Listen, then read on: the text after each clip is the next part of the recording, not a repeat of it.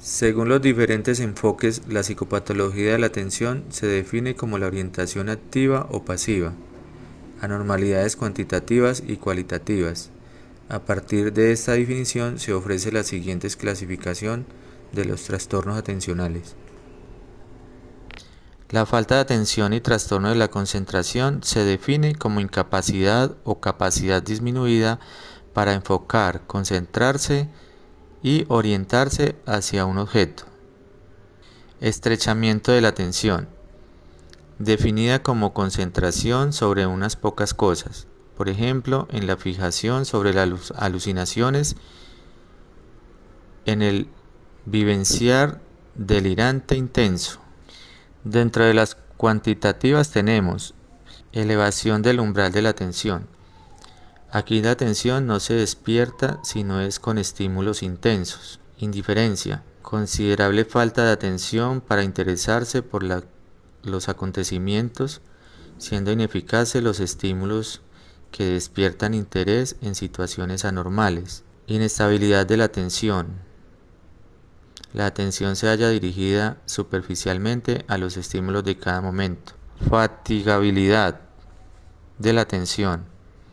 Modificación causada por el efecto de mantener la atención, que se acompaña de escasos rendimientos y abundancia de errores. La percepción.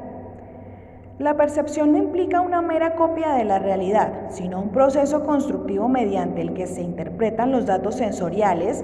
La percepción es un proceso fundamentalmente psicológico, entendiendo por tal la interpretación activa que hace el individuo de aquello que están captando sus sentidos y que se fundamenta en las experiencias previas, las expectativas y las predisposiciones personales.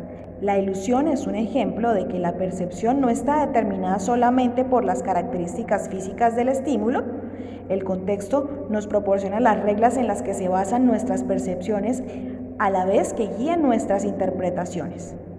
El interés de la investigación psicopatológica por las imágenes mentales ha atravesado fases desiguales.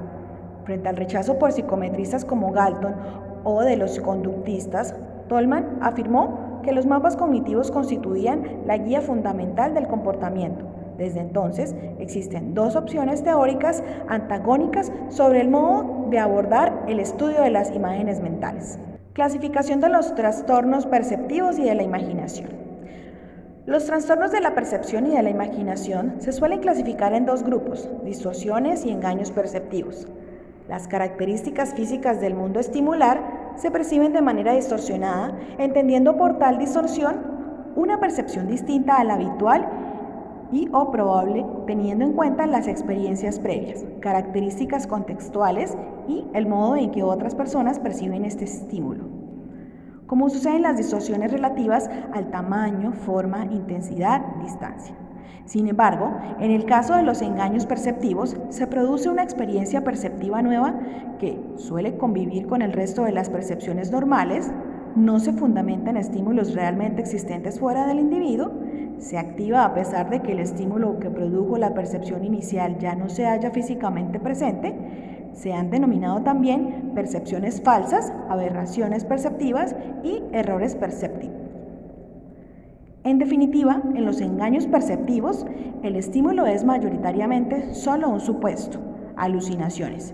Sin embargo, en las distorsiones perceptivas, los estímulos son un punto de partida necesario, aunque no suficiente. Lo común a los engaños y distorsiones es que la persona tiene una experiencia perceptiva tanto si ésta se fundamenta como si no en una percepción auténtica. La memoria. Tenemos también la amnesia retrógrada y anterrógrada. Una conmoción cerebral fuerte como consecuencia de una caída, un accidente o de la aplicación de choques eléctricos como método terapéutico en pacientes depresivos a menudo produce amnesia retrógrada, una incapacidad para recordar el pasado. Amnesia y demencia. Cuando se evalúa la pérdida de recuerdos autobiográficos, episodios o de sucesos públicos más semánticos, pueden encontrarse en gran diferencia entre los amnésicos. De entrada conviene señalar que no siempre es fácil determinar con exactitud el momento en que comienza el trastorno. Síndrome amnésico es la característica más causada del síndrome amnésico, definida como una incapacidad para aprender o retener hechos nuevos. Se había considerado como un déficit de la memoria episódica. La denominación del síndrome amnésico se reserva para aquellos casos que en una lesión cerebral produce un déficit global y permanente de memoria, sin que haya otros deterioros intelectuales. Dentro de estos también tenemos enfermedades como pues, la demencia senil, el Alzheimer, que los produce pues, por medio de también de nuestra memoria, que pues estos van deteriorando poco a poco a la persona. Tenemos también memoria y emoción, que los problemas iniciales tienen mucho que ver con el recuerdo de acontecimientos cotidianos o de memoria episódica, pues se olvida dónde se ha dejado las llaves o el dinero, o se vuelve a contar con algo que ya se ha dicho y 10 minutos antes. Trastornos emocionales. Los problemas de memoria pueden parecer igualmente en